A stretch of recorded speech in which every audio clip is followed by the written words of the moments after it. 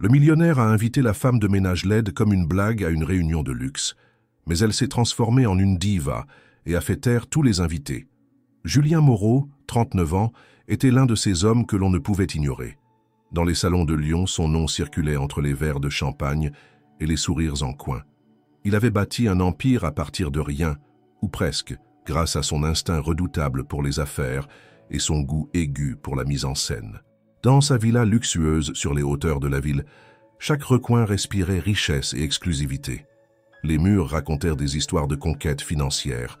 Les jardins dessinèrent la vanité d'un homme qui refusait la médiocrité. Julien aimait que tout soit vu, commenté, envié. Autour de lui gravitait une cour de partenaires, d'amis influents et de courtisans élégants. Les fêtes qu'il organisait étaient devenues des événements, où le pouvoir se montrait et s'évaluait à travers des rires, des accords et des regards. Pourtant, dans cette mise en scène flamboyante, certaines figures restaient invisibles. Parmi elles, Élise Durand, 34 ans, femme de ménage discrète et effacée, passait chaque jour entre les convives et les meubles sans éveiller la moindre curiosité. Elle était là, mais personne ne la voyait vraiment. Sa démarche était silencieuse, ses vêtements toujours sobres, son regard souvent fuyant. Les autres employés, eux aussi, semblaient l'ignorer. Même ceux qui lui adressaient quelques mots le faisaient sur un ton neutre, poli, sans chaleur. Élise n'avait ni éclat ni prétention, et cela suffisait à la rendre transparente dans un monde obsédé par l'apparence. Un jeudi après-midi, alors que Julien recevait quelques amis dans son salon orné de marbre, l'ennui le saisit soudain. Une réunion importante s'annonçait pour la semaine suivante, un cocktail dans un château des environs, entre investisseurs, politiciens et figures médiatiques. Il voulait marquer les esprits, comme toujours. Mais cette fois, il cherchait quelque chose d'inédit, un détail incongru, un jeu de contraste qui attirerait les regards. C'est alors qu'il la vit, passant dans le couloir avec un plateau d'argenterie, le regard baissé. « Tiens, et si on l'invitait » lança-t-il à demi-voix, un sourire ironique aux lèvres. L'un de ses invités tourna la tête, intrigué. « Qui ça » demanda-t-il. Julien fit un petit geste du menton vers la porte. « La femme de ménage. Élise, je crois. Elle ferait un sujet de conversation fascinant, non ?» Les rires étouffés fusèrent. Certains trouvèrent l'idée absurde, d'autres géniale. Mais tous comprirent qu'il ne s'agissait pas d'un acte de générosité, encore moins d'un élan de justice sociale. Non, c'était un caprice. Un coup d'éclat à la Julien Moreau. Une façon de pimenter une soirée déjà trop codifiée. Le lendemain matin, Élise rangeait la bibliothèque du premier étage lorsque Julien entra, les mains dans les poches, le regard pétillant. « Élise, j'ai pensé à vous », dit-il avec un ton qu'elle n'arriva pas à décrypter. Surprise, elle se redressa. « Moi, monsieur ?» Il fit quelques pas, s'arrêta devant un tableau. « Oui, j'organise une réunion au château de Brézé. Du beau monde, de belles discussions. Vous devriez venir. » Elle cligna des yeux, confuse. « Je ne suis pas certaine de comprendre. Mais si, une soirée charmante. Habillez-vous bien sûr. C'est une occasion rare. Vous méritez d'y être. » Le sourire qui accompagna ces mots était trop parfait pour être sincère. Mais il n'y avait rien à quoi se raccrocher pour refuser. Après tout, c'était une invitation. Élise baissa la tête. « Très bien, monsieur. Merci. » Quand elle quitta la pièce, Julien se tourna vers l'un des autres employés qui avait tout entendu. « Ce sera amusant, tu ne trouves pas? J'ai hâte de voir les visages quand elle arrivera. » Dans le couloir, Élise marchait lentement, le cœur serré. Elle n'avait pas encore compris pourquoi il l'invitait, mais elle avait senti dans le regard de Julien une ombre, une arrière-pensée, et elle n'avait aucune idée que cette invitation changerait le cours de sa vie. Le château de Brézé, avec ses tourelles anciennes et ses allées bordées de cyprès, semblait sorti d'un autre temps. À l'intérieur, les dorures, les tapis épais et les chandeliers scintillants formaient une scène taillée sur mesure pour l'élite. Tout était en place pour accueillir les convives triés sur le volet. Julien, fidèle à lui-même, avait exigé la perfection jusque dans les moindres détails. Les vins venaient de Bourgogne. Les amuse-bouches avaient été préparés par un chef ayant travaillé pour 3 présidents, et chaque serveur avait répété ses gestes des jours durant. Quand Élise entra dans le grand salon, un silence presque imperceptible s'installa. Elle portait une robe simple mais élégante, bleu nuit, qui contrastait avec les éclats dorés autour d'elle. Ses cheveux étaient relevés avec soin, son maquillage discret, presque effacé. Mais ce n'était ni la robe ni sa coiffure qui attirèrent l'attention, c'était sa présence. Cette étrangeté dans un univers si réglé, ce détail hors du cadre. Julien l'observa depuis l'autre bout de la pièce. Il leva son verre à demi, sourire en coin, puis retourna à sa conversation. D'autres regards se tournèrent vers Élise. Certains étaient curieux, d'autres franchement dédaigneux. Quelques murmures s'élevèrent, des ricanements à peine retenus, des hypothèses échangées à voix basse. Qui était-elle? Une nouvelle muse? Une provocation sociale? Une blague? Élise, elle, sentait chaque œil posé sur elle comme une brûlure. Elle avançait lentement, droite, tentant de respirer normalement, malgré l'étau invisible qui l'entourait. Les serveurs eux-mêmes la regardaient avec perplexité. L'un d'eux, qu'elle connaissait depuis plusieurs années, osa un sourire discret en lui tendant une coupe de champagne. Elle le remercia dans un souffle et continua sa marche solitaire entre les rires feutrés et les discussions mondaines. Une femme d'une 50aine d'années, habillée d'un tailleur blanc cassé, s'approcha. Elle tenait un petit sac en cuir comme une arme symbolique. Son regard glissa sur Élise de haut en bas avec une lenteur calculée. « Vous devez être une artiste. Julien adore les esprits. Marginaux. » Le ton était acide, mais masqué sous un vernis de politesse. Élise répondit simplement « Non, je travaille pour Monsieur Moreau. » Un silence glacial s'installa. Puis la femme haussa les sourcils, esquissa un rictus et s'éloigna, comme si elle venait de confirmer une intuition. D'autres conversations suivirent. Des hommes aux costumes taillés sur mesure, des femmes parfumées d'orgueil. Tous tentaient de percer le mystère de sa présence. Elle ne disait presque rien, mais son silence semblait plus déstabilisant que n'importe quelle parole. Julien, amusé, observait la scène. Il parlait d'investissement, de marchés émergents, de croissance verte, mais au fond, il guettait les réactions. Il voulait voir jusqu'où allait l'hypocrisie de ses pairs, combien d'entre eux feindraient l'ouverture d'esprit tout en frémissant d'indignation. C'était pour lui un spectacle dans le spectacle, une mise en abîme social. Plus tard dans la soirée, il s'approcha d'Élise, un verre de vin à la main. « Alors, vous vous amusez ?» demanda-t-il, la voix douce mais tranchante. Elle le regarda sans sourire. « Je ne suis pas sûr d'avoir compris ce que je fais ici. » Julien haussa les épaules. « Vous êtes ici parce que j'en avais envie. Cela ne vous suffit pas ?» Le ton était léger, presque badin, mais les mots résonnaient avec une violence contenue. Elle répondit calmement « Ce n'est pas une réponse. » Julien la fixa un instant, surpris par la fermeté sous sa douceur. Puis il rit. « Vous êtes bien plus intéressante que je ne l'imaginais. » Et il s'éloigna. La soirée continua. Élise resta jusqu'à la fin, debout près d'une fenêtre, observant les ombres se mouvoir dans le jardin. Elle ne parla plus à personne. Mais tous la virent, tous la remarquèrent. Et dans ce monde d'apparence, être vue était déjà une forme de pouvoir. Quand elle rentra chez elle, tard dans la nuit, elle retira ses chaussures avec lenteur. Le silence de son petit appartement lui parut plus lourd que jamais.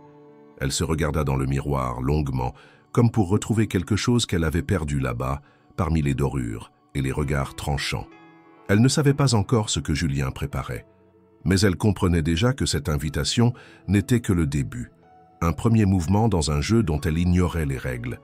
Et pour la première fois depuis longtemps, un frisson d'inquiétude se glissa sous sa peau. Les jours qui suivirent la réception au château de Brézé furent marqués par une étrange agitation dans les couloirs du domaine Moreau.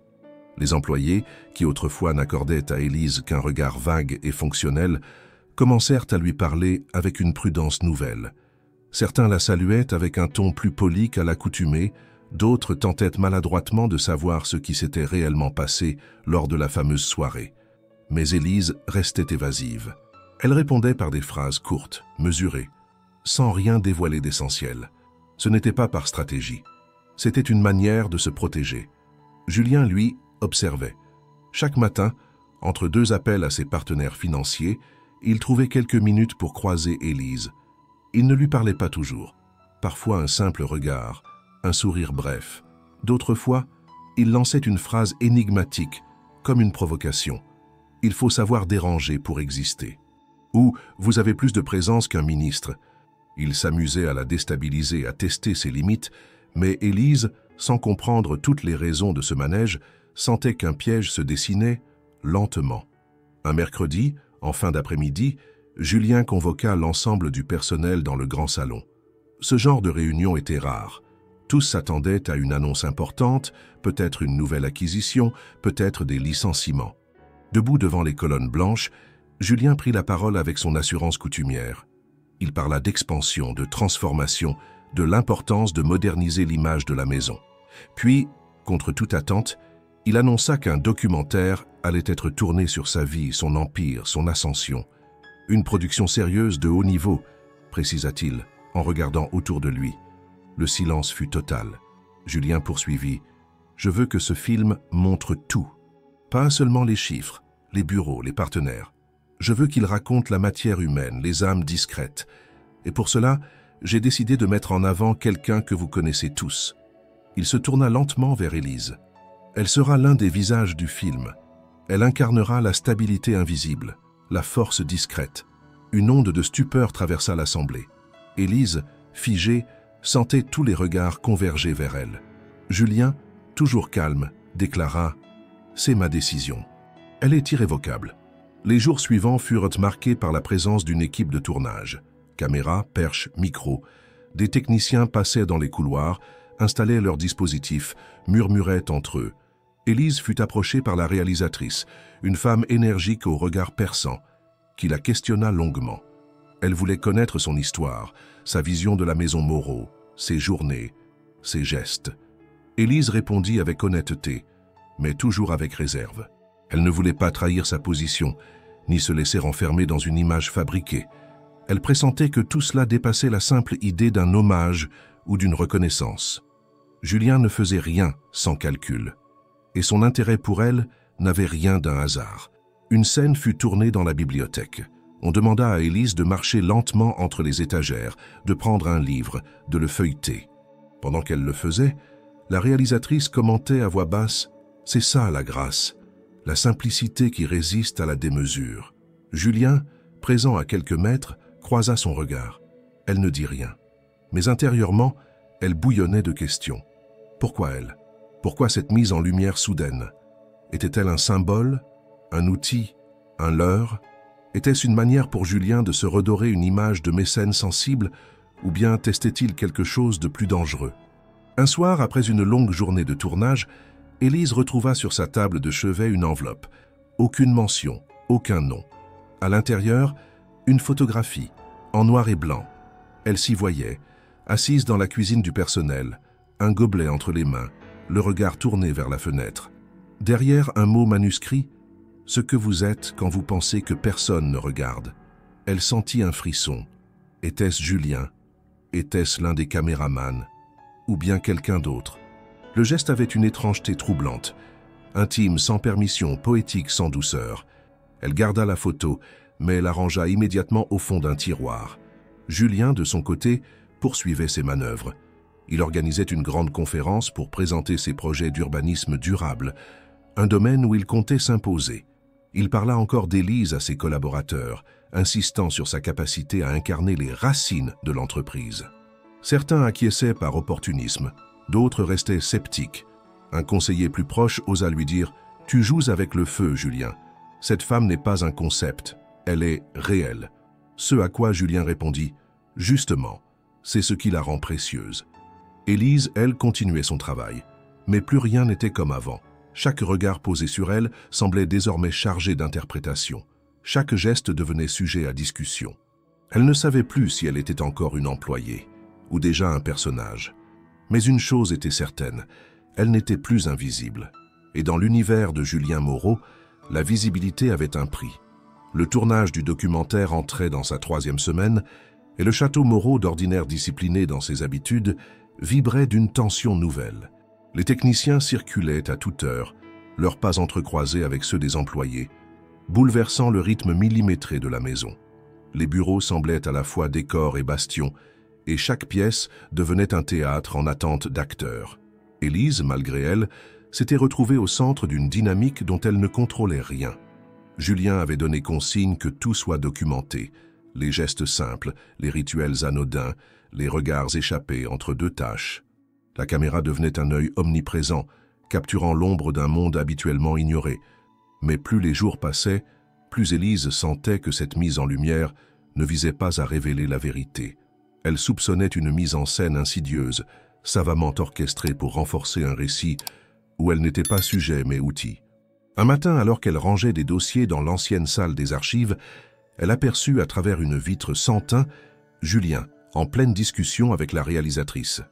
Il ne l'avait pas vue. Leurs visages étaient sérieux, tendus. La réalisatrice montrait une séquence sur une tablette. Julien acquiesçait, pointait du doigt un passage. Elle crut entendre les mots « fragilité »,« authenticité »,« manipulable ». Elle resta là quelques secondes, le souffle coupé avant de retourner à ses papiers, les mains soudain moites. Ce jour-là, elle évita les caméras. Elle circula par les couloirs secondaires, trouva des excuses pour retarder certaines tâches, se fit plus discrète qu'à l'ordinaire. Mais cette prudence fut interprétée autrement. La réalisatrice la suivit jusque dans la buanderie, caméra à la main, et lança sans préambule « Vous fuyez, Élise. Ce que vous montrez, c'est votre vérité ou celle qu'on attend ?» Elle n'eut pas le temps de répondre. Un assistant technique entra, s'excusa, et la tension retomba. Mais quelque chose avait basculé. Elle comprit que son silence même était devenu matière narrative. Sa réserve, sa gêne, son malaise, tout devenait image, contenu, potentiel dramatique. Elle n'était plus qu'un corps dans un récit étranger. Julien, le soir venu, la convoqua dans le bureau principal. Il l'attendait assis dans un fauteuil de cuir, les coudes sur les accoudoirs, les doigts croisés. Il l'invita à s'asseoir sans un mot. Une fois qu'elle fut en face de lui, il déclara « Vous troublez plus que vous ne le croyez ». Elle ne répondit pas. Il continua « Vous avez une capacité rare à susciter la projection. Chacun vous regarde et voit ce qu'il veut y voir. Une victime, une muse, une révolution tranquille. Vous êtes une surface de projection. » Elle le fixa, incrédule. « Ce n'est pas un compliment, monsieur. » Julien sourit, sans chaleur. « Ce n'est pas non plus une insulte, c'est un fait. » Le silence s'installa. Elle aurait voulu le contredire, mais quelque part en elle, une peur sourde s'installait. Il voyait en elle une fonction, pas une personne. Une silhouette à placer, à utiliser, à transformer en signe. Elle se leva, prête à partir, mais Julien ajouta « Le documentaire sera diffusé au Forum économique d'Aix. Des centaines d'invités. Des journalistes, des investisseurs, vous serez la figure humaine de notre projet de transformation sociale. » Elle s'arrêta net. « Ce n'est pas ce que j'ai accepté. » Julien se leva à son tour, s'approcha. « Vous n'avez rien refusé non plus. » Elle quitta la pièce sans se retourner, les jambes lourdes. Dans sa chambre, elle s'assit au bord du lit, fixant ses mains. Elle pensa à partir. Abandonner ce travail, cette maison, cette mascarade. Mais partir aurait signifié abandonner quelque chose de plus profond, son droit d'exister en dehors du regard des autres. Elle ne voulait pas fuir, mais elle ne voulait pas se trahir. Les jours suivants, elle se réinventa une posture. Elle décida de reprendre le contrôle à sa manière. Quand la caméra était présente, elle choisissait ce qu'elle montrait. Elle répondait aux questions avec des phrases maîtrisées, des silences lourds, des gestes calculés. Elle devint actrice sans jamais devenir menteuse. Elle comprit que pour survivre à ce jeu, elle devait imposer ses propres règles. Un soir, après une longue journée de tournage, elle se rendit sur la terrasse surplombant les jardins. Le ciel était d'un bleu profond, strié de nuages effilés. Julien y était seul, un verre à la main. Il la vit arriver, ne dit rien. Elle s'approcha, s'arrêta à quelques pas. « Je ne suis pas une idée, Julien, ni un concept. » Il hocha lentement la tête. « Je sais. Mais cela ne changera pas ce que vous êtes devenu. » Elle répondit d'une voix calme, posée. « Ce que je suis devenu, je le décide. » Julien sourit enfin, un vrai sourire cette fois, fugace, presque triste. Elle tourna les talons, descendit les marches sans se retourner. Ce soir-là, dans le silence des coulisses, quelque chose venait de naître. Non pas une rébellion, ni une vengeance, mais une volonté. Et cette volonté n'était plus au service de personne. Les premières images du documentaire furent diffusées dans un montage provisoire, lors d'un cercle privé de partenaires choisi par Julien. Dans la salle principale d'un hôtel particulier à Paris, les fauteuils en velours accueillaient des figures politiques, des présidents de conseils d'administration, des architectes du pouvoir contemporain. Julien ouvrit la séance avec un discours mesuré, évoquant les mutations sociales, la responsabilité des élites et l'urgence d'un capitalisme à visage humain. Il parla de humilité retrouvée, d'identité collective, et conclut en présentant Élise comme le cœur silencieux de notre transformation. La projection débuta, et très vite, les visages s'immobilisèrent. Sur l'écran, Élise apparaissait dans une lumière douce, cadrée avec un soin méticuleux. On la voyait essuyer un meuble, ouvrir une fenêtre, marcher dans un couloir. Sa voix, en off, prononçait des phrases simples mais graves, choisies parmi les rares entretiens qu'elle avait donnés. Rien n'était faux, mais tout était réarrangé. Chaque geste était chargé de symboles. Chaque silence devenait un acte de résistance. Ce n'était plus une femme, c'était une icône. À la fin de la projection, un silence flotta dans la pièce, pesant, puis les applaudissements éclatèrent. Julien se tourna vers ses invités, satisfait. Il savait que le message était passé. Ce film allait devenir l'étendard de sa nouvelle stratégie, un empire adouci par l'ombre d'une femme invisible. Mais cette invisibilité était désormais façonnée, utilisée, vendue. Pendant ce temps, Élise, restée à Lyon, regardait son téléphone vibrer sous une avalanche de messages. Des journalistes, des blogueurs, des réalisateurs. Certains louaient sa grâce naturelle, d'autres cherchaient à l'interviewer pour compléter un portrait qu'il n'avait jamais entamé. Elle ne répondit à personne. Dans le silence de son appartement, elle regardait par la fenêtre, la ville s'étalant comme une maquette infinie. Elle comprenait que quelque chose lui échappait à nouveau. Le lendemain, Julien rentra à Lyon et convoqua Élise dans le petit salon attenant à la salle de conférence. Il tenait une tablette, l'air satisfait. « Les retours sont excellents. Vous êtes devenu une figure. Même les milieux politiques commencent à parler de vous comme d'un symbole de résilience. » Elle le regarda, froide. « Mais il ne parle pas de moi. Il parle de ce que vous avez construit. » Julien posa la tablette. « Ce n'est pas si différent. Les récits nous échappent toujours. L'important, c'est ce que les gens en font. » Elle resta silencieuse. Puis, d'une voix ferme, « Je veux que vous arrêtiez. » Le documentaire, les projections, tout. Il sourit, presque avec tendresse. « C'est impossible. Il est déjà en mouvement. On ne peut pas arrêter une marée une fois qu'elle a commencé. Alors je parlerai, moi aussi. À ma manière. » Julien s'immobilisa. « Vous menacez ? Non, je réclame mon nom. Je réclame de ne pas être votre création. » Dans les jours qui suivirent, Élise prit une décision. Écrire. Elle commença à rédiger un journal chaque soir, entre les lignes de fatigue et les battements d'insomnie. Elle y consignait ses pensées, ses souvenirs, les scènes réelles qu'elle avait vécues. Elle ne cherchait pas à se justifier, mais à reprendre possession de son récit. À opposer à l'image projetée une parole intime, vivante, imparfaite. Un ancien collègue, Paul, qui avait quitté la maison Moreau 2 ans plus tôt, la contacta après avoir vu un extrait du film. Ils se retrouvèrent dans un petit café de la Croix-Rousse, à l'abri des regards. Paul, homme discret, travaillait désormais pour une maison d'édition indépendante. Il lut quelques pages de son journal et lui proposa, à demi-mot, de le publier. « Pas pour faire du bruit, dit-il, mais pour créer une faille dans la surface. » Élise hésita. Elle avait peur d'être à nouveau utilisée, récupérée, modifiée, mais elle savait aussi que le silence ne la protégerait pas. Elle accepta, à condition que le texte ne soit ni modifié ni réécrit.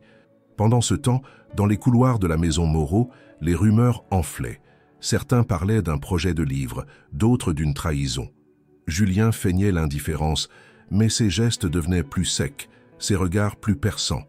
Il sentait que le contrôle lui échappait. Il tenta de recontacter Élise à plusieurs reprises, sans succès. Elle ne répondait plus. La presse, informée par des indiscrétions, commença à évoquer une possible controverse. Les premières critiques apparurent dans les colonnes culturelles, dénonçant une instrumentalisation de la précarité, une esthétisation cynique de la servitude. Julien organisa une conférence pour calmer la tempête, affirmant que tout avait été fait avec le consentement des personnes concernées. Il parla de liberté d'expression, de vision artistique, mais la sortie du livre d'Élise changea la donne. Sobrement intitulé « Loin des projecteurs », il fut accueilli comme un contre-récit bouleversant. Les lecteurs y découvrirent une voix claire, lucide, sans colère mais chargée de vérité. On y lisait la solitude, la fatigue, les doutes, mais aussi l'intelligence silencieuse d'une femme que personne n'avait voulu entendre. Julien lut le livre dans son bureau, en une nuit. Il referma la dernière page au petit matin, le visage figé. Il comprit sans encore savoir comment réagir, que quelque chose avait été brisé. Pas une carrière, pas une stratégie, mais l'illusion de pouvoir tout modeler à son image. Élise, dans son retrait calme, avait fait plus que s'opposer. Elle avait montré qu'il existait un espace que même les puissants ne pouvaient pénétrer, celui de la parole libre. La sortie du livre d'Élise avait eu l'effet d'un éclat discret, mais profondément déstabilisateur. Contrairement à ce que Julien avait anticipé, il n'y eut pas de scandale médiatique immédiat, ni de confrontation directe sur les plateaux de télévision. Ce fut un glissement progressif, un lent renversement dans la perception publique. Le documentaire, acclamé au départ comme une œuvre sensible et visionnaire, fut lentement relu à la lumière du témoignage d'Élise. Ce qui paraissait sincère devint suspect. Ce qui semblait honnête devint stratagème. Les visages souriants dans les scènes mises en scène prirent une couleur plus amère, et les discours de Julien sur l'humanité et la reconstruction perdirent peu à peu de leur éclat. Dans les cercles d'affaires, certains commençaient à se détacher de lui. Il ne le disait pas frontalement, mais il déclinait des invitations, repoussait des signatures de partenariat, évoquait une prudence temporaire. D'autres, plus cyniques, lui proposaient d'instrumentaliser la polémique à son avantage, en organisant des débats, en publiant des tribunes sur le malentendu autour des récits croisés, ou en promouvant une suite au documentaire où Élise serait conviée à dialoguer avec lui. Julien refusa toutes ces suggestions. Il n'était pas prêt à céder davantage de contrôle. Dans la maison Moreau, les tensions devinrent palpables. Des employés furent remplacés, d'autres partirent d'eux-mêmes, préférant la stabilité d'un anonymat à la surexposition d'un environnement devenu imprévisible. Les anciens équilibres avaient été rompus. Ceux qui avaient autrefois ignoré Élise commençaient à évoquer son nom à demi-voix, parfois avec admiration, parfois avec une rancœur sourde. Ils se demandaient comment une figure si effacée avait pu briser l'armure d'un empire sans crier, sans frapper, seulement en parlant. Julien, lui, oscillait entre colère sourde et réflexion obsessionnelle. Chaque nuit, il relisait certains passages du livre, comme s'il y cherchait un mot qui l'innocenterait, une phrase qu'il pourrait retourner à son avantage. Il n'en trouvait aucun. Tout y était trop juste, trop simple, trop vivant. Il réalisa que le texte d'Élise n'était pas un manifeste ni un règlement de compte. C'était un miroir, et dans ce miroir, il ne se reconnaissait pas. Ou pire, il se reconnaissait trop. Un après-midi, alors que la pluie s'abattait sur les vitres du grand salon, Julien reçut une lettre manuscrite. L'écriture était inconnue, mais le contenu ne laissait place à aucun doute. C'était une lectrice du livre d'Élise. Elle écrivait avec douceur, presque avec compassion, mais son message était clair. Elle y disait qu'elle avait compris, grâce à ce texte, combien la dignité pouvait résister aux récits imposés. Elle terminait ainsi: « On ne vous en veut pas d'avoir essayé de raconter une histoire. On vous en veut d'avoir refusé d'entendre celle qui existait déjà. » Julien resta longtemps immobile, la lettre entre les mains. Cette phrase s'imprima dans son esprit comme une sentence. Il comprit alors qu'il avait tout confondu, la mise en lumière et la mise en cage, la narration et l'annexion. Ce n'était pas un désaccord idéologique ou un affrontement de valeurs. C'était une fracture entre deux regards sur le monde. Élise, pendant ce temps, continuait sa vie avec la même régularité qu'auparavant. Elle avait repris son travail, mais dans une petite bibliothèque municipale du quartier des Chartreux. Là, personne ne l'interrogeait, personne ne la filmait. On lui parlait de catalogues, de prêts, de retours en retard. Elle rangeait les livres avec une précision tranquille, répondait aux lecteurs avec bienveillance et écrivait toujours chaque soir dans de petits carnets qu'elle cachait dans un tiroir en bois. Elle n'avait aucune intention de publier à nouveau. Son geste avait été unique, nécessaire mais non reproductible. Elle avait reçu des propositions d'éditeurs, de maisons de production, de journalistes de renom. Elle les avait toutes refusées. Ce refus, plus que son livre, devint un second acte de résistance. Il disait « Je ne suis pas à vendre, même dans ma vérité. » Il disait « Ma parole n'est pas une ressource exploitable. » Il disait enfin « Je ne vous appartiens pas. » Julien, désormais plus seul que jamais, tenta une dernière fois de la contacter. Il lui écrivit une lettre, longue, nuancée, où il admettait ses erreurs sans chercher à se justifier. Il y évoquait leurs premières rencontres, les soirées, les regards, les silences. Il écrivait qu'il ne savait plus ce qu'il avait voulu prouver, ni à qui. Il terminait par une phrase simple. « Si vous ne souhaitez jamais me revoir, je le comprendrai. Mais sachez que vous avez changé bien plus que mon image. Vous avez changé mon regard. » Élise reçut la lettre. Elle la lut plusieurs fois. Elle ne répondit pas. Elle n'avait pas besoin de répondre. Ce n'était pas par vengeance, ni par mépris, mais parce que certaines réponses ne sont pas des mots. Elles sont des silences pleins. Et ce silence-là, elle le tenait fermement, comme un talisman. Les lignes de fracture ne s'étaient pas refermées. Elles s'étaient inscrites dans les fondations. Et désormais, chaque pas que faisait Julien lui rappelait qu'il marchait sur une terre qui, un jour, avait dit non. Les mois passaient, et l'Empire Moreau, jadis perçu comme un modèle de stabilité et d'innovation, commençait à montrer des signes d'usure. Le documentaire, initialement salué comme une prouesse artistique, avait vu son image se ternir à mesure que le livre d'Élise gagnait en influence. Il n'était plus montré dans les écoles de commerce, les conférences de leadership ou les plateformes de formation.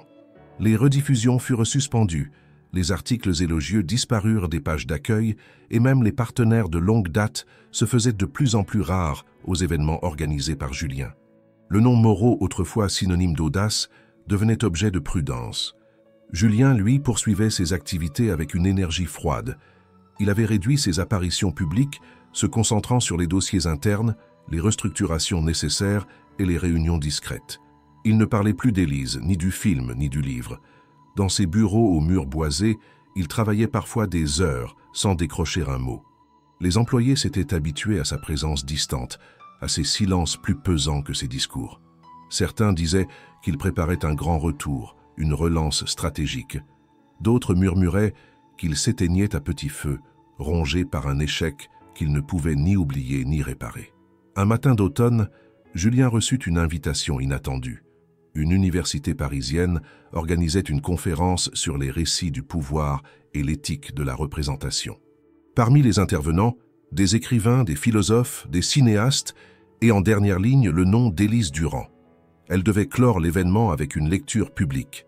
Julien resta longtemps à fixer la lettre, les doigts crispés. Il n'avait jamais imaginé qu'elle accepterait ce genre d'apparition. Il se demanda ce qu'elle allait dire, si elle parlerait de lui, du film, de leur histoire silencieuse. Il hésita, puis il décida d'y aller, anonyme parmi les anonymes. Le jour de la conférence, il entra discrètement dans l'amphithéâtre, prit place au fond, une casquette sur la tête, un manteau long sur les épaules. Il écouta les débats sans y prêter attention, attendant le moment où elle apparaîtrait. Quand enfin elle monta sur scène, l'éclairage doux effaçant les contours tranchants de son visage, il sentit une tension étrange dans sa poitrine. Elle n'avait rien changé, ni sa posture, ni sa voix, ni son calme. Mais tout en elle semblait plus affirmé, comme si l'invisible avait pris chair. Elle lut un texte inédit, pas un discours, pas une défense, un fragment, un récit sans nom, sans date, mais d'une lucidité perçante. Elle y décrivait une femme traversant un monde bâti par d'autres, marchant sur des chemins qu'elle n'avait pas choisis, mais qu'elle refusait de quitter. Elle parlait du silence comme d'une langue ancienne, plus résistante que la parole. Elle parlait de la lumière comme d'un piège et de la dignité comme d'un territoire intérieur. Aucun mot ne visait Julien, mais tout semblait s'adresser à lui. À la fin, l'amphithéâtre se leva pour applaudir. Élise salua brièvement, puis quitta la scène sans s'attarder. Julien, resté assis, ne bougea pas. Il sentit que le moment était passé, que rien ne pouvait être dit. Il sortit sans chercher à la voir, sans laisser de traces. Quelques semaines plus tard, dans un petit village du sud-ouest, où il s'était retiré pour une pause qu'il appelait « réorientation », Julien reçut un paquet. À l'intérieur, un carnet relié de cuir, sans titre, aucune lettre, aucun mot, juste des pages écrites à la main. C'était le journal d'Élise, celui qu'elle avait commencé pendant le tournage. Elle avait choisi de lui faire parvenir une copie, sans commentaire. Le geste n'était ni pardon, ni provocation. C'était un acte brut, presque neutre. Un don sans promesse. Julien lut chaque page lentement. Il découvrit ce qu'il n'avait jamais cherché à voir, les pensées derrière les gestes, les blessures sous les silences, les réflexions qu'il n'avait jamais entendues. Elle y racontait l'usure quotidienne, les micro-agressions, la sensation de n'être qu'un décor, un service, une présence utilitaire. Mais elle y écrivait aussi sur la beauté fragile du monde, les livres oubliés, les enfants qui saluaient, les petits moments d'éternité. Ce journal n'était pas un témoignage contre lui, c'était un monde en soi. Et ce monde, il ne l'avait jamais approché. Cette lecture le bouleversa plus que toutes les critiques, plus que toutes les attaques publiques. Elle lui révéla l'ampleur de ce qu'il avait raté. Non pas une opportunité médiatique, mais une rencontre, une vraie. Il comprit qu'il avait vu Élise comme un concept dès le départ, comme une idée capable de légitimer ses discours. Il ne l'avait jamais vue comme une personne entière, avec un intérieur, un souffle, une mémoire. Et cette prise de conscience fut plus douloureuse que l'humiliation publique. Il décida alors de ne plus rien faire, de ne pas répondre, de ne pas parler, ni à elle, ni à la presse, ni aux associés. Il mit fin à plusieurs projets, se retira de certaines fondations, laissa la gestion quotidienne à ses collaborateurs. Il ne disparut pas, mais il se fit rare. Il devint une ombre dans les sphères qu'il avait autrefois dominées. Pas par honte, mais par compréhension tardive que certains mots ne réparent rien, et que certains silences doivent être acceptés non comme une défaite, mais comme une forme ultime de respect. Dans ce retrait volontaire, Julien découvrit une forme d'écoute qu'il n'avait jamais pratiquée. Il relut le journal plusieurs fois, non plus comme une preuve, mais comme un texte sacré, une vie racontée depuis l'intérieur. Une vie qui n'avait jamais demandé à être spectaculaire, mais simplement reconnue dans son entièreté. Et pour la première fois, il la vit, réellement. L'hiver s'était installé à Lyon avec une lenteur pesante, traînant derrière lui des ciels bas et une lumière grise qui semblait recouvrir toute chose d'un voile d'indifférence. Dans les rues du quartier de la Guillotière, Élise marchait chaque matin jusqu'à la bibliothèque municipale où elle travaillait désormais. La bâtisse, modeste et silencieuse, offrait une paix que le tumulte passé ne pouvait plus atteindre. À l'intérieur, les livres formaient des murailles rassurantes et le contact avec les lecteurs se réduisait souvent à un sourire, une recommandation, un échange discret. C'était un monde de respiration lente, fait de pages tournées, de silences choisis, de regards apaisés. Élise n'attendait plus rien, ni répercussion, ni hommage, ni justification. Ce qu'elle avait voulu dire, elle l'avait dit. Ce qu'elle avait refusé de devenir, elle l'avait repoussé. Désormais, elle vivait dans le creux du tumulte, comme une voix qui s'est tue mais qui continue d'exister dans la mémoire des autres. Le succès de son livre s'était atténué, remplacé par de nouvelles voix, de nouveaux récits. Cela ne la dérangeait pas. Elle n'avait jamais écrit pour durer. Elle avait écrit pour s'extraire, pour se redéfinir. Un après-midi, alors qu'elle classait de vieux ouvrages dans la réserve, une jeune femme entra. Elle semblait hésitante, les yeux vifs, les gestes nerveux. Elle se présenta simplement. Claire, étudiante en sociologie, fascinée par le parcours d'Élise, mais surtout par son silence depuis la publication du livre. Elle avait lu loin des projecteurs plusieurs fois, y trouvant, disait-elle, une forme de vérité qu'aucun texte universitaire ne lui avait jamais apportée. Elle voulait en faire le sujet de son mémoire. Elle ne demandait pas une interview, seulement une permission implicite. Élise l'écouta avec attention. Elle ne répondit ni oui ni non. Elle proposa à Claire de venir parfois à la bibliothèque, de s'asseoir, de lire, de l'observer. Pas pour produire un texte, mais pour comprendre la matière vivante d'un quotidien. Claire accepta avec une gratitude silencieuse, et ainsi commença une présence nouvelle dans la vie d'Élise. Pas une intrusion, mais une sorte de prolongement. Claire ne posait pas de questions, elle prenait des notes, parfois à l'écart. Elle s'imprégnait. Pendant ce temps, dans le sud, Julien continuait sa lente réclusion. Il n'avait plus de carnet de rendez-vous, plus de déplacements programmés. Il passait ses journées entre lecture, marche et réflexion. Le carnet d'Élise restait sur son bureau, toujours à portée de main. Il n'en parlait à personne. Pas par honte, mais parce qu'il n'avait pas encore trouvé les mots justes pour évoquer ce qu'il y avait découvert. Il avait refusé plusieurs invitations à des conférences, des plateaux télévisés, même des entretiens privés. Il ne voulait plus s'expliquer. Il voulait comprendre. Un jour, il reçut la visite de son ancien conseiller, François, un homme qui l'avait accompagné pendant plus de 15 ans. Il s'était éloigné depuis l'affaire du documentaire. François s'assit sans cérémonie dans le salon au mur blanc et lui dit « Tu aurais pu te défendre, tu ne l'as pas fait. Pourquoi ?» Julien resta silencieux, puis après un long moment, parce que ce n'était pas une attaque, c'était un rappel. François le regarda perplexe. Julien poursuivit. Elle ne m'a pas accusé. Elle a juste dit ce qu'elle vivait, et ça suffit à tout remettre en question. François hocha lentement la tête. Tu comptes revenir » Julien répondit « Non, pas comme avant, peut-être autrement. Si je reviens, ce sera avec une voix différente, ou pas du tout. » Pendant ce temps, Claire continua ses visites à la bibliothèque. Elle noua un lien tacite avec Élise, fait de silences partagés et de gestes répétés. Elle écrivit, mais jamais dans l'urgence. Elle voulait que son mémoire soit un document de présence, pas une analyse. Elle commença à écrire autour d'un concept qu'elle appela le refus visible, l'idée que certaines personnes ne s'opposent pas par la confrontation, mais par la simple réaffirmation d'exister selon leurs propres termes. Le projet de Claire commença à circuler dans les milieux universitaires, suscitant des discussions. Certains voyaient dans l'histoire d'Élise une preuve de l'inefficacité des récits dominants à comprendre la complexité du réel. D'autres dénonçaient une sacralisation naïve d'un individu. Mais dans tous les cas, son nom revenait, pas comme une célébrité, comme une question.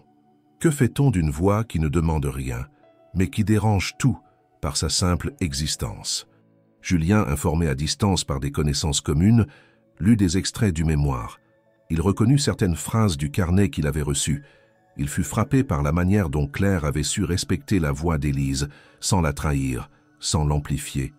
Il se demanda si, finalement, cette jeune femme n'avait pas trouvé la forme juste que lui-même avait cherchée en vain. Raconter sans prendre, représenter sans posséder. Un jour, il écrivit une lettre à Claire. Il ne lui parlait pas d'Élise directement, mais il lui racontait ce que cela faisait d'avoir été trop longtemps incapable d'écouter. Il y parlait de la transformation lente, de la honte utile, de l'éveil tardif. Il y mettait, pour la première fois, quelque chose de sincère. Claire ne répondit pas. Elle montra simplement la lettre à Élise, qui la lut en silence, la referma et la rangea dans un tiroir sans rien dire. Dans ce monde de résonance lente, chacun trouvait sa place. Élise n'était plus seule, mais elle n'était pas entourée non plus. Julien n'était plus central, mais il n'était pas oublié. Ils existaient dans un équilibre fragile, fait de non-dits assumés, de mots écrits mais jamais prononcés, de liens qui ne cherchaient ni réparation ni retour. C'était une autre forme de récit, plus discret, mais peut-être plus durable. Et dans ce récit, personne ne triomphait, mais personne n'était effacé non plus. Le printemps arriva sur Lyon avec une douceur inattendue, les arbres déployant leurs premières feuilles comme une promesse silencieuse. La ville reprenait ses couleurs, ses bruits, sa lumière. Dans la bibliothèque où travaillait Élise, les fenêtres restaient ouvertes plus longtemps, laissant entrer les parfums timides du dehors. Les lecteurs étaient plus nombreux, les enfants plus bruyants, et les livres semblaient eux aussi respirer autrement. Élise, fidèle à sa routine, organisait les rayons avec soin, répondait aux questions avec calme, et écrivait toujours chaque soir, non plus dans un carnet secret, mais dans un cahier posé bien en vue, sur son bureau, comme une présence assumée. Claire continuait de venir moins souvent, mais avec la même attention. Elle avait terminé son mémoire, qui circulait maintenant dans plusieurs cercles académiques et même dans quelques maisons d'édition. Mais elle ne parlait pas de publication. Elle disait vouloir attendre, ne pas figer encore cette parole, lui laisser le temps d'exister dans d'autres formes. Entre elle et Élise, le lien s'était transformé. Il n'était plus celui d'une étudiante et d'un sujet, mais d'une observatrice et d'un témoin mutuel. Elles parlaient peu, mais leur silence était habité. Un jour, un homme entra dans la bibliothèque. Il portait une veste de toile usée, des lunettes épaisses et une expression de fatigue permanente. Il se présenta comme Marc, professeur de littérature, spécialisé dans les récits du quotidien. Il avait lu le livre d'Élise, puis le mémoire de Claire. Il voulait organiser une série de lectures croisées à l'université, où les voix considérées comme périphériques deviendraient centrales. Il ne voulait pas d'un débat ni d'un spectacle, juste une lecture à voix nue, dans un amphithéâtre ouvert, sans annonce, sans affiche, sans caméra. Élise refusa d'abord. Elle ne se voyait pas revenir dans un espace universitaire, pas après ce qu'elle avait traversé, pas après le vertige des représentations. Mais Marc insista, non pas en la flattant, mais en posant une question. Que devient une parole si elle ne circule plus? Elle ne répondit pas, mais cette question resta. Julien, de son côté, avait quitté le Sud. Il vivait désormais dans un petit appartement à Grenoble, dans un quartier calme, à proximité d'une librairie et d'un café où il passait de longues heures. Il avait vendu certaines parts de son entreprise, laissé d'autres sous la gestion de ses associés. Il ne donnait plus d'interviews, ne participait plus à aucun événement public. Sa vie était devenue un retrait actif, une présence discrète dans un monde qu'il observait sans intervenir.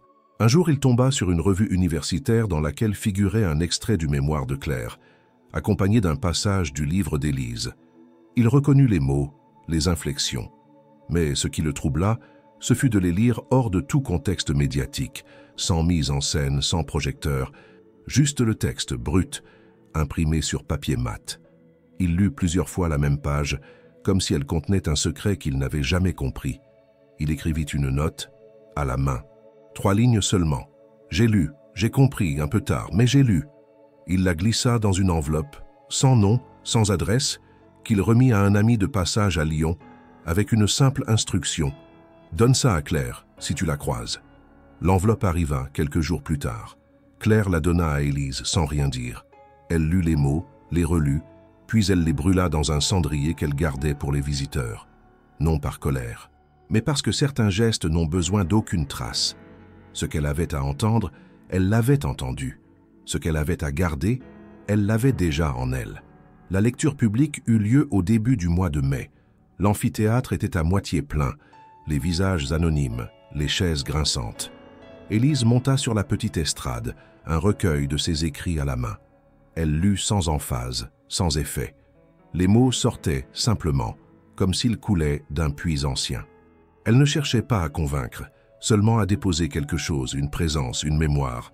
À la fin, il n'y eut pas d'applaudissements, seulement un silence dense, respectueux, qui dura plusieurs secondes avant que chacun se lève et reparte, sans précipitation comme après une cérémonie intime. Julien n'était pas là, mais Claire, en sortant, reçut un message sur son téléphone. Une photo, un livre posé sur une table, ouvert à la page de la lecture. Aucune légende, mais elle comprit.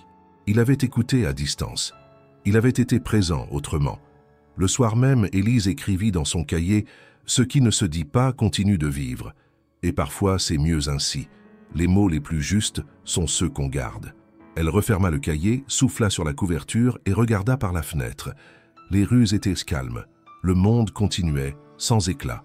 Mais désormais, elle y avançait avec un poids de moins. Non parce que tout était résolu, mais parce que ce qui avait été dit, avait été dit. Et ce qui ne l'avait pas été n'en avait peut-être jamais eu besoin. La ville reprenait peu à peu son rythme de saison douce. Les passants flânaient à nouveau sur les berges, les terrasses se remplissaient de murmures tièdes et les rues résonnaient d'un calme actif. Élise, fidèle à sa discrétion, continuait son chemin dans ce monde redevenu banal. Mais tout, autour d'elle, avait changé d'axe. Elle n'était plus la silhouette effacée que l'on croisait sans remarquer. Même dans sa bibliothèque, certains visiteurs la reconnaissaient sans oser le dire. Parfois, un regard appuyé, un sourire retenu, une hésitation dans le ton suffisait à trahir la conscience de son parcours. Et même si aucun d'eux ne l'interrompait, elle sentait cette présence étrange, ce regard latent, ce respect silencieux qui pesait aussi lourd que l'indifférence d'autrefois. Elle n'en tirait aucune vanité. Ce n'était pas une reconnaissance qu'elle avait cherchée. C'était un effet collatéral, une conséquence de sa parole, non un but. Et à mesure que le temps avançait, elle se méfiait encore davantage de tout ce qui tentait de la ramener à une forme de représentation.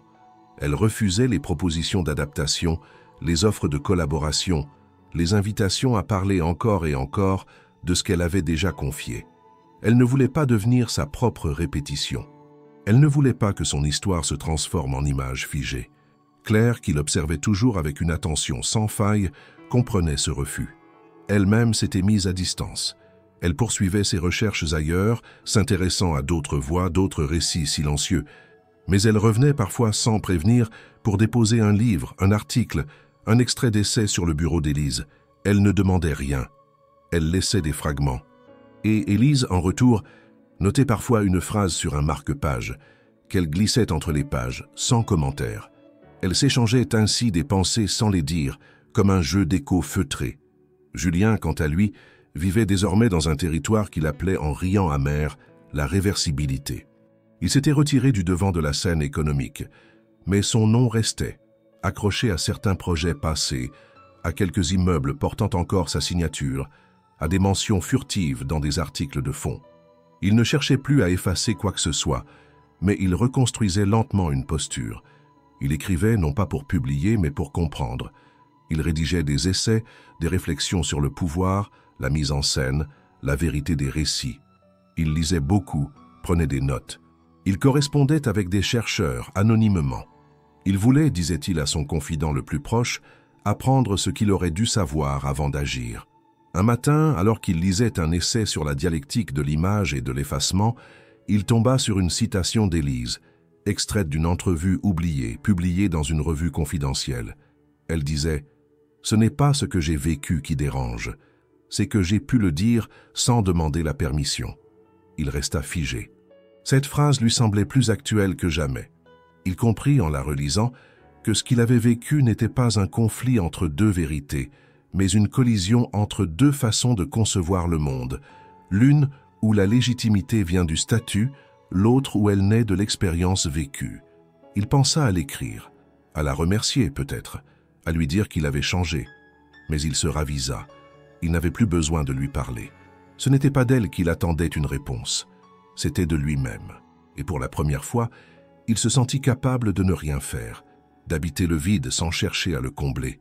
À Lyon, Élise continuait d'écrire chaque soir, mais ses cahiers n'étaient plus des journaux. Ils étaient devenus des carnets de pensées brèves, d'observations, de fragments de fiction parfois. Elle y mêlait des souvenirs à des inventions, brouillant volontairement les pistes. Elle n'écrivait plus pour témoigner, mais pour créer. Ce basculement, elle ne l'avait pas annoncé. Il s'était imposé progressivement, comme une nécessité intérieure, comme une façon de ne plus dépendre du réel pour exister. Un éditeur, ayant deviné cette évolution, lui proposa de publier un recueil de ses écrits récents. Elle refusa, une fois encore. Elle disait que le temps de la parole publique était passé, que ce qu'elle écrivait désormais n'était pas pour les autres, mais pour elle. Elle accepta cependant de transmettre certains de ses textes à Claire, à condition qu'ils ne soient ni cités ni diffusés, mais seulement lus, dans le silence d'un soir, entre deux murs fermés. Cette transmission clandestine devint un rituel. Claire venait, prenait une enveloppe, repartait. Parfois, elle revenait quelques jours plus tard, rendait le texte, ajoutait un mot manuscrit. Il n'y avait pas de questions, pas de débat. Seulement ce va-et-vient discret d'une parole qui ne cherche pas l'écho mais l'oreille juste. Dans ce monde de chemins déviés, chacun poursuivait sa route.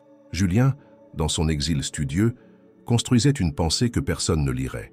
Claire, dans sa quête de voix enfouie, rassemblait des récits que personne ne publierait. Et Élise, dans son retrait assumé, écrivait des histoires que personne ne reconnaîtrait. Et pourtant, dans ce silence organisé, quelque chose circulait. Un souffle. Une manière d'habiter le monde autrement. Sans lumière crue, sans narration imposée, sans mythe. Un simple mouvement. Comme une main qui écrit sans trembler, même quand personne ne lit. À l'approche de l'été, les rues de Lyon s'emplirent de cette chaleur lourde qui ralentit les gestes et dilate les heures. La bibliothèque où Élise travaillait continuait de fonctionner comme un monde parallèle, épargné par l'agitation extérieure. Les enfants venaient s'y réfugier, les étudiants y cherchaient un coin tranquille, et les lecteurs fidèles passaient encore, laissant derrière eux l'odeur des journaux du matin et des livres usés. Pour Élise, chaque jour ressemblait à une variation du précédent, mais elle trouvait dans cette répétition une forme de réconfort, une manière d'habiter le monde sans qu'il ne cherche à la transformer. Son visage apparaissait parfois dans de vieux articles en ligne, associés encore aux documentaires ou aux livres, mais cette présence résiduelle s'effaçait peu à peu. Elle n'avait plus de compte sur les réseaux, plus d'interactions médiatisées. Ceux qui s'intéressaient encore à elle devaient creuser, chercher, demander, et souvent ils abandonnaient, déroutés par son absence volontaire. Elle n'était pas recluse, mais elle ne se livrait plus à ce monde d'apparence. Julien, toujours à Grenoble, poursuivait son travail d'effacement. Il avait entrepris un projet personnel étrange, revisiter ses propres archives. Il relisait ses discours passés, ses anciens projets, ses notes de présentation, ses communications internes. Il y annotait ce qu'il y voyait désormais, des angles morts, des simplifications, des oublis volontaires. Il avait commencé à classer ses documents dans une série de dossiers intitulés « Illusions structurées ». Il ne savait pas encore ce qu'il en ferait. peut-être rien, mais les rassembler, les relire, les corriger silencieusement était déjà une forme de rédemption intime. Il avait également rétabli un lien avec certains anciens employés, non pour leur proposer de retravailler avec lui, mais pour écouter leurs récits. Il leur demandait de lui parler de leurs tâches, de leurs souvenirs, de ce qu'ils avaient ressenti. Il ne les interrompait pas. Il ne défendait rien. Il notait, parfois. Il essayait de comprendre ce qu'il n'avait pas voulu voir autrefois. Il découvrit ainsi que ce qu'il considérait comme des détails, des routines, des anecdotes, constituait en réalité l'ossature invisible de son empire, et que cette ossature avait été habitée par des gens avec des corps fatigués, des rêves modestes, des peurs discrètes. Un jour, l'un d'eux, une femme nommée Marianne, lui dit « Vous savez, ce n'est pas ce que vous faisiez qui blessait, c'était ce que vous ne voyiez pas. » Julien ne répondit pas. Il hocha simplement la tête. Ce geste, autrefois mécanique, avait désormais un poids. Il ne valait pas réparation, mais il signifiait présence. Il était là. Il écoutait. Il ne fuyait plus. Pendant ce temps, Élise écrivait. Ses textes prenaient une tournure nouvelle, plus fictionnelle, mais toujours ancrée dans une vérité sensible. Elle décrivait des personnages anonymes, des lieux ordinaires, des scènes sans effet dramatique. Elle racontait l'attente, le silence, la résistance passive. Ces histoires n'avaient ni début éclatant, ni fin spectaculaire. Elles étaient comme la vie réelle, continue, fragmentée, pleine de moments suspendus. Un éditeur indépendant, qui avait découvert son écriture grâce à Claire, lui proposa une publication modeste, une série de textes courts, non signés, dans une revue trimestrielle consacrée à la lenteur et à la voix discrète. Élise accepta, à condition qu'aucune photo, aucun nom, aucun indice ne permette de remonter jusqu'à elle. Ce qu'elle voulait, c'était que ces mots circulent sans qu'on les lui attribue, que le lecteur les rencontre sans les rattacher à une biographie, à une identité médiatique. Elle voulait que son écriture existe dans l'ombre, sans auteur officiel, comme une forme de respiration anonyme. La revue fut publiée. Les textes rencontrèrent un petit écho, discret, mais réel. Certains lecteurs envoyèrent des lettres au comité éditorial pour dire combien ces fragments les avaient touchés. D'autres cherchèrent à deviner qui se cachait derrière ces mots, mais rien ne filtra. Élise observait cela de loin, avec une forme de plaisir secret. Ce qu'elle avait toujours voulu, c'était cela, toucher sans apparaître, être présente sans être exposée. Julien tomba lui aussi sur la revue, par hasard. Il lut les textes, les relut. Il ne reconnut pas immédiatement la voix d'Élise, mais quelque chose en lui, un écho ancien, lui souffla que c'était elle. Il ne chercha pas à confirmer. Il ne posa aucune question. Il se contenta de recopier un des textes à la main, sur une feuille blanche, et de l'afficher sur le mur de son bureau. Il voulait l'avoir là, chaque jour, non comme un rappel de ce qu'il avait perdu, mais comme une trace de ce qu'il avait appris à regarder autrement. Dans ce monde réorganisé, les rôles avaient changé. Ce n'étaient plus les plus visibles qui guidèrent les récits. Ce n'étaient plus les discours puissants qui imposaient leur rythme. C'étaient les gestes ténus, les voix basses, les présences marginales qui modelaient la texture du réel. Et dans cette nouvelle cartographie, Élise occupait une place rare, celle de l'ombre volontaire. Pas par peur, pas par faiblesse, mais par choix. Un jour, Claire lui demanda si elle regrettait quelque chose. Élise réfléchit longuement puis répondit « Non, parce que ce que j'ai perdu n'était pas à moi, et ce que j'ai gagné, je ne l'échangerai contre rien. » Dans cette réponse, il n'y avait pas de triomphe.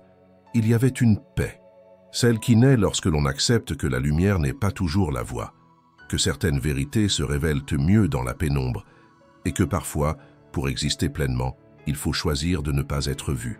Le mois de juin avançait comme un long soupir, alourdissant les journées de chaleur et de lumière crue.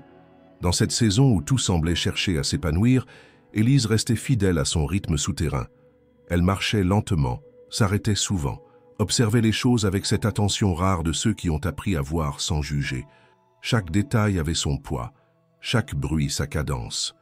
Les enfants qui couraient, les feuilles qui frémissaient, les pages qu'elle tournait au hasard dans les livres de la bibliothèque, tout cela formait une trame invisible que peu de gens remarquaient, mais dans laquelle elle trouvait désormais sa vérité.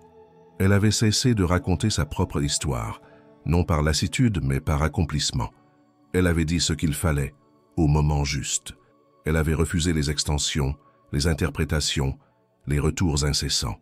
Ce n'était pas un rejet, mais une limite posée avec douceur. Elle savait que toute parole a un cycle et que le sien s'était clos dans le silence volontaire. À présent, elle écrivait dans l'ombre, elle lisait à voix basse, elle transmettait sans nom. Son visage ne circulait plus, sa voix n'était plus enregistrée. Et pourtant, son influence se propageait autrement, par capillarité, comme une vérité lente et irréfutable. Julien, de son côté, continuait son lent processus de déconstruction. Il ne cherchait plus à corriger son image, ni à reconstruire une légitimité perdue. Il avait compris que ce qui lui avait échappé n'était pas une opportunité médiatique, mais une possibilité humaine, et qu'il n'était pas question de retrouver sa place, mais d'accepter de ne plus en occuper aucune. Il écrivait toujours, mais non pour être publié. Ses textes restaient enfermés dans des classeurs, soigneusement datés, classés par thème. Il y avait des réflexions, des regrets, des dialogues imaginaires, des lettres jamais envoyées. Il appelait cela ses carnets de désapprentissage. Dans l'un d'eux, il décrivait une scène qu'il revoyait sans cesse. Élise marchant dans le couloir de la villa, un plateau à la main, le regard baissé. Il écrivait « Je pensais que son silence me servait, mais il me rappelait seulement ce que je refusais d'entendre. » Il ajoutait « Elle n'était pas absente, elle était ailleurs, et je n'ai jamais su la rejoindre. » Il ne cherchait pas le pardon, il ne l'attendait plus. Il vivait avec cette vérité comme avec une ombre fidèle. Elle ne l'écrasait pas, mais elle le suivait partout. Il avait changé, non dans ses discours, mais dans ses gestes. Il faisait attention à ceux qu'il croisait. Il posait des questions qu'il n'aurait jamais posées. Il écoutait les réponses sans chercher à les reformuler. Et peu à peu, ce qu'il avait pris pour une perte était devenu un apprentissage. Lent, difficile, mais réel. Un matin, alors qu'il flânait dans une librairie discrète de Lyon, il tomba sur une nouvelle publication de la revue où Élise avait déjà publié anonymement. Il la feuilleta, reconnut le style, le rythme, l'intonation. Il lut un texte en particulier qui le frappa de plein fouet. Il y était question d'un homme assis dans une pièce blanche, relisant ses erreurs comme on relit une partition mal jouée. Le texte se terminait par cette phrase. Il ne voulait plus convaincre, il voulait seulement comprendre pourquoi il n'avait pas su aimer. Julien referma la revue, la paya sans un mot et sortit dans la lumière du matin. Il ne savait pas si ce texte lui était destiné. Il ne voulait pas le savoir. Car dans cette ambiguïté résidait la seule vérité qui comptait. Ce n'était pas de lui qu'il s'agissait. C'était de tous ceux qui avaient cru pouvoir façonner les autres sans jamais les regarder. Pendant ce temps, Élise passait ses soirées dans un petit café au bord de la Saône, un endroit discret où personne ne la connaissait. Elle y écrivait parfois, mais surtout elle écoutait. Les discussions autour d'elle, les rires, les plaintes, les silences entre deux phrases. Elle notait des impressions, des fragments de dialogue. Elle n'espionnait pas, elle recueillait. Elle considérait ces instants comme des offrandes involontaires, des éclats de vérité pure, non filtrés par la représentation. Un jour, un homme s'assit près d'elle, la salua poliment puis se tut. Il n'était ni pressant ni intrusif. Ils restèrent là, côte à côte, à regarder la rivière. Au bout d'un long moment, il dit simplement « Je crois que j'ai appris. Trop tard, mais j'ai appris. » Elle ne répondit pas. Pas parce qu'elle ne le reconnaissait pas, mais parce que rien n'appelait de réponse. Il ne s'agissait pas d'un pardon, ni d'un aveu, juste d'une présence assumée, sans attente. Ils restèrent là encore un moment, puis il se leva, salua encore et s'éloigna sans se retourner. Elle regarda l'eau couler, puis ouvrit son carnet et écrivit « Quand les mots cessent de peser, il ne reste que les présences, et parfois, elles suffisent. » Ce jour-là, elle ne rentra pas tout de suite. Elle marcha longtemps, sans but. Elle ne pensait pas à l'avenir, ni au passé. Elle n'imaginait pas ce qu'elle écrirait demain. Elle n'attendait plus rien. Et c'était précisément cela, la vérité retrouvée. Une existence débarrassée des récits imposés, libre des attentes, vivante dans le silence. Non comme une absence, mais comme une réponse pleine. Une réponse qu'elle n'avait plus besoin de formuler. La fin de l'été approchait, et avec elle, ce moment de suspension que seules les saisons savent imposer. Ni tout à fait la fin, ni vraiment un commencement. Lyon vibrait encore sous la chaleur, mais les jours raccourcissaient imperceptiblement, et les rues se vidaient plus tôt. Dans ce calme nouveau, Élise continuait d'habiter ses gestes sans les forcer. Chaque chose qu'elle faisait, elle la faisait avec une économie absolue, comme si tout excès était devenu une faute de goût.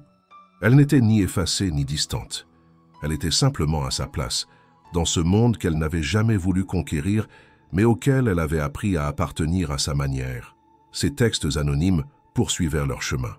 On les commentait dans des cercles restreints, on les citait à voix basse dans des séminaires confidentiels.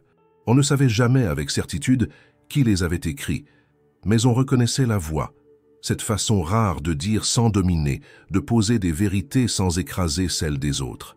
Cette voix était devenue une sorte de repère moral pour certains, un contrepoint à l'éloquence spectaculaire du monde contemporain. Et pourtant, elle ne parlait jamais de morale. Elle parlait de gestes, d'écoute, de failles, de détails. Julien, lui, avait cessé d'écrire. Non parce qu'il n'avait plus rien à dire, mais parce qu'il avait compris que le silence n'était pas toujours un vide à combler. Il avait vendu son appartement de Grenoble et s'était installé dans une maison modeste, au bord d'un lac, dans un village que personne ne connaissait. Il ne recevait presque plus personne, sauf un ancien jardinier de ses propriétés d'autrefois, avec qui il partageait des repas frugaux et des promenades silencieuses. Il avait renoncé à toute forme de publication, de reconnaissance, d'intervention. Ce qu'il construisait désormais n'était visible pour personne, et cela lui convenait parfaitement. Un matin, il se leva avant l'aube, sortit et s'assit sur un banc en bois face au lac. Il regarda la brume se dissiper lentement, comme si elle effaçait les dernières traces de ce qu'il avait été. Il pensa à Élise, sans nostalgie. Il la vit non comme une absence, mais comme une ligne claire dans sa mémoire. Non pas un reproche ni une cicatrice, mais une vérité irréversible. Une vérité qu'il avait longtemps contournée, puis affrontée, et enfin intégrée. Elle n'était plus une figure, elle était un mouvement, celui qui avait déclenché sa chute, puis sa lente reconstruction. À Lyon, Élise avait quitté la bibliothèque, non par fatigue ou par rejet, mais parce qu'elle sentait que son temps là-bas était terminé. Elle ne cherchait pas un autre poste, elle ne préparait rien. Elle vivait avec moins encore, dans un appartement plus petit, dans un quartier plus calme. Elle consacrait ses journées à marcher, à observer, à lire. Ses carnets s'étaient multipliés, mais elle n'écrivait plus pour transmettre. Elle écrivait comme on respire, par nécessité intime. Claire, devenue chercheuse à l'université, restait en contact avec elle, mais à distance. Elle ne se voyait plus, ne s'écrivait même pas. Elle laissait leur lien exister par la mémoire partagée. Claire avait publié quelques articles, mais toujours en évoquant Élise comme une figure fictive, une voix née de la disparition, un modèle d'effacement actif. Ses étudiants découvraient cette figure avec fascination, sans jamais pouvoir la rattacher à une personne réelle. Et cela rendait leur lecture plus attentive, plus respectueuse. Un jour, Élise reçut une lettre manuscrite. Elle n'avait pas de signature, mais elle reconnut l'écriture. C'était une seule phrase. « Vous m'avez appris à voir et à disparaître ». Elle relut ces mots plusieurs fois, puis elle les rangea dans un livre de philosophie qu'elle aimait, entre 2 pages sans titre. Elle ne chercha pas à répondre. Ce n'était pas nécessaire. Elle se rendit ensuite sur les quais, marcha lentement jusqu'au bout du pont, puis s'assit. Elle observa la ville s'étirer dans la lumière. Elle pensa à tout ce qu'elle n'avait pas dit et se rendit compte que rien ne manquait. Le monde qu'elle avait traversé ne lui avait rien pris. Au contraire, il lui avait offert une position rare, celle de la femme qui avait parlé sans chercher à convaincre, qui avait choisi la lumière sans y rester et qui, en revenant à l'ombre, n'avait perdu ni sa force ni son nom. Ce jour-là, elle rentra chez elle, relut ses textes anciens, déchira certains, conserva d'autres. Elle fit cela sans colère, sans hésitation. Elle n'avait plus besoin de garder ce qui ne servait plus à sa parole. Elle savait désormais que le vrai récit n'était pas celui que l'on écrit, mais celui que l'on incarne. Et elle avait incarné le sien jusqu'au bout, sans bruit, sans gloire, mais avec une intensité que rien n'avait pu entamer. Dans un dernier carnet, elle nota « Ce n'est pas ce que j'ai laissé derrière moi qui compte, mais ce que j'ai appris à ne plus porter. » Puis elle ferma le carnet, souffla dessus doucement et le rangea parmi les autres, dans une boîte de carton au fond d'un placard. Elle se leva, ouvrit la fenêtre et laissa entrer l'air du soir.